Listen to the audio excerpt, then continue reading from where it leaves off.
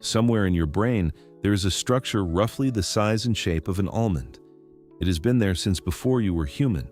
It was there in your ancestors, in their ancestors, in the creature their ancestors evolved from.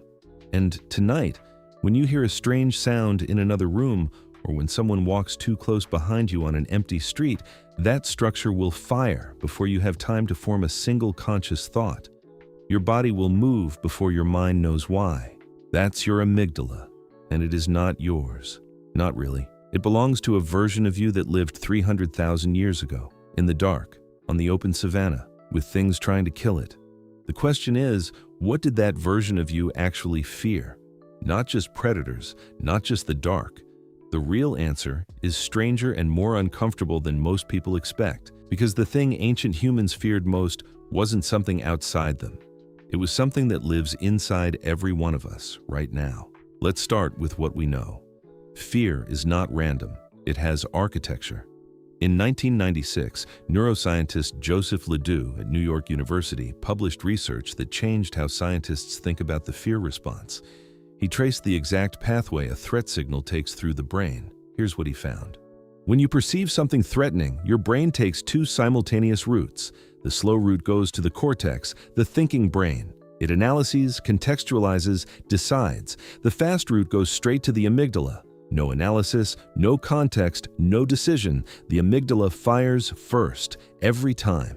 By the time you consciously register fear, your heart rate has already changed, your pupils have already dilated, your body is already moving. You are afraid before you know you're afraid. LeDoux called this the low road, and it exists for one reason only. In the environment our brains were built for, half a second was the difference between alive and eaten. The slow route gets you killed, so your brain doesn't use it first. But here's what most people miss. The fear system doesn't just respond to threats, it learns them. Researchers Öhman and Mineka at the Karolinska Institute ran a series of experiments in the early 2000s. They showed humans and primates images of different objects and paired them with mild electric shocks. Snakes and spiders conditioned fear responses in a single trial. Flowers and mushrooms took much longer. The difference wasn't the shock, it was the object.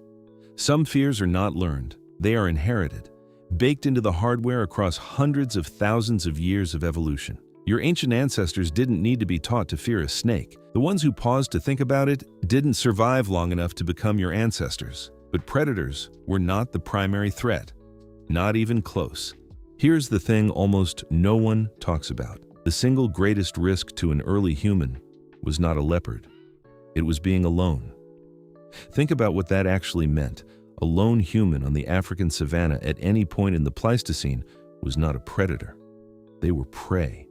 They couldn't outrun a lion, couldn't outfight a pack of hyenas, couldn't stay awake through an entire night watching for things in the dark. The group was not a preference. The group was survival. Anthropologist Robin Dunbar spent years studying the relationship between primate brain size and social group complexity. His conclusion was that the human brain evolved specifically to manage relationships, not to solve abstract problems, not to build tools, to track who trusted who owed who was a threat, who was safe. Because getting that wrong didn't just cause discomfort, it got you killed. So the ancient human brain developed something researchers still don't fully understand. It made social pain feel like physical pain, literally. In 2003, psychologist Naomi Eisenberger at UCLA scanned the brains of people experiencing social rejection. The regions that lit up were the same regions activated by physical injury. The anterior cingulate cortex, the same structure that processes the feeling of being burned, cut, struck. Your brain does not distinguish between breaking a bone and being cast out, because for 300,000 years they had the same outcome. The most feared thing an ancient human could experience was not a predator in the darkness, it was the moment the group turned away. But there was a second architecture of fear, one that shaped human psychology just as deeply. And it has almost nothing to do with anything that could physically harm you. In 2000, cognitive anthropologist Justin Barrett published research on what he called the Hyperactive Agency Detection Device, HADD. Here's the idea. Your brain is constantly scanning the environment for agents, things that move with purpose, things with intention, things that could be coming for you. And this system has a bias, a strong one. It is far better to detect a predator that isn't there than to miss one that is. A false positive costs you adrenaline. A false negative costs you everything.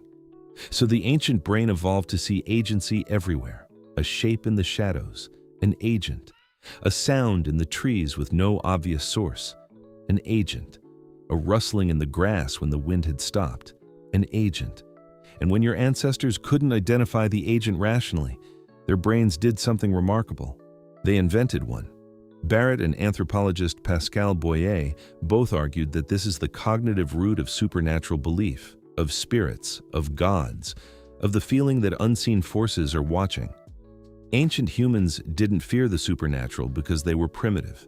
They feared it because their brains were doing exactly what they were built to do. Every unexplained sound in the dark was potentially something intelligent, something with intent.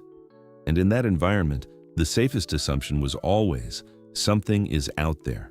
The ones who assumed otherwise didn't come back from the tree line. Here's what this means for you right now. These systems are still running. Every one of them. When you feel anxious in a crowd and can't explain why, that's a 300,000-year-old social monitoring system checking whether your group still accepts you. When you can't sleep in an unfamiliar place, that's the same threat detection architecture that kept your ancestors alive through 8-hour African nights with nothing but a fire. When you see a face in a shadow or feel watched in an empty room or refuse to look in a dark hallway, that's HAD. That's your brain detecting an agent that isn't there, doing its job perfectly. The problem is the environment changed. In less than 10,000 years, we moved from the open savanna to climate-controlled apartments with deadbolt locks and refrigerators.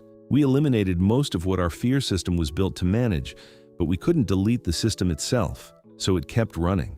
And it found new targets, social media notifications, job security, the opinion of people we've never met.